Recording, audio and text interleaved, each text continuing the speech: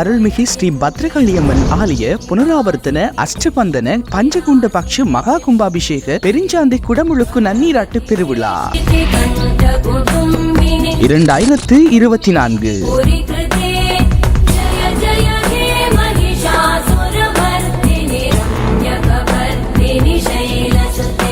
13/9/2024 அன்று கிரியாரம்பம் நிகழ்வுடன் ஆரம்பிக்கும் இவ்விழாவில் 14/9/2024 பால்காப்பு நிகழ்வும் 15/9/2024 மகா கும்பாபிஷேக நிகழ்வும் இடம்பெற்று 28/9/2024 அன்று மகா சங்காபிஷேக நிகழ்வுடன் விழா இனிதே நிறைவு பெறும்.